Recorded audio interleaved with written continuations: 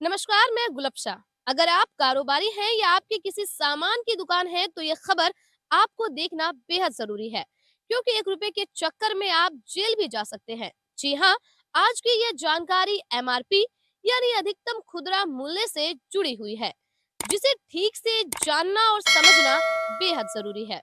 आज के वक्त में बाजार हमारी जिंदगी का अटूट हिस्सा बन चुका है। चीजों की खरीद फरोख्त एक ऐसा कारोबार बन चुकी है जिस पर दुनिया की 90% आबादी निर्भर कर रही है। दुकान पर जाकर किसी भी चीज को खरीदने से पहले उस चीज या प्रोडक्ट की एक तयशुदा कीमत अदा करनी होती है। इस कीमत को आम बोलचाल की भाषा में प्राइस भी कहा जाता है। 1 रुपए की माचिस से लेकर लाखों के सामान तक की एक प्राइस और एक एमआरपी होती है। कई बार लोग एमआरपी और रुपए को लेकर कंफ्यूज हो जाते हैं। वो इन दोनों को ही एक समझ लेते हैं, पर ऐसा बिल्कुल भी नहीं है। एमआरपी और रुपीस में बहुत अंतर है। आप जो भी प्रोडक्ट खरीदते हैं उस प्रोडक्ट के पैकेट के ऊपर एमआरपी प्रिंट की गई होती है।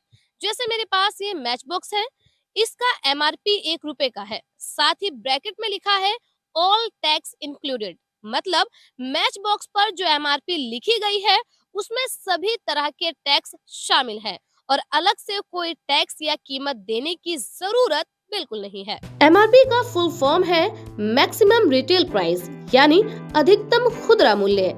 इसके बारे में और गहराई से जानने के लिए आपको बता दें कि हर तरह के खुदरा सामान के ऊपर एमआरपी प्रिंट होना जरूरी है और ये हम नहीं बल्कि 2006 में लागू किए गए भारतीय कानून में कहा गया है।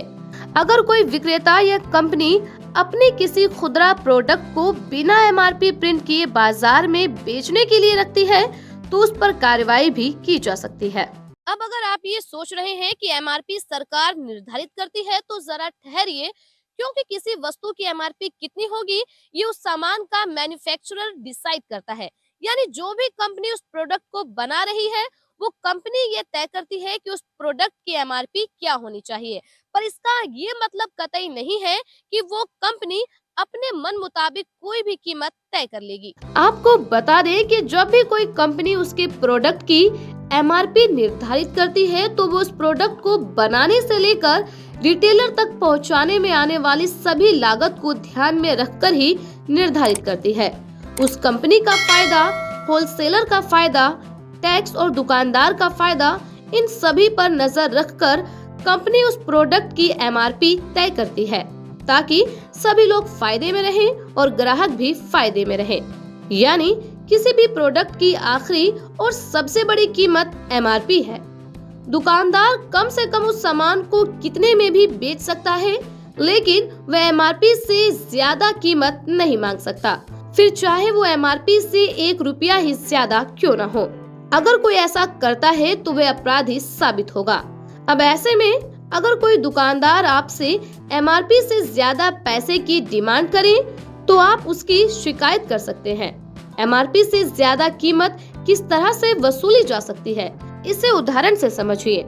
जैसे दुकानदार दूध को फ्रिज में रखने और उसे ठंडा रखने की लागत को जोड़कर एमआरपी से ज्यादा कीमत बताए तो आप उसके खिलाफ शिकायत दर्ज कर सकते हैं।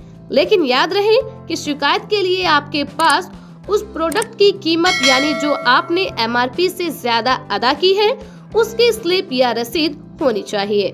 जी हाँ, अगर आपसे कोई खुदरा व्यापारी या दुकानदार एमआरपी से ज्यादा पैसे की मांग करता है तो आप फौरन राष्ट्रीय ग्राहक हेल्पलाइन नंबर 1915 पर कॉल करें और अपनी शिकायत दर्ज कराएं।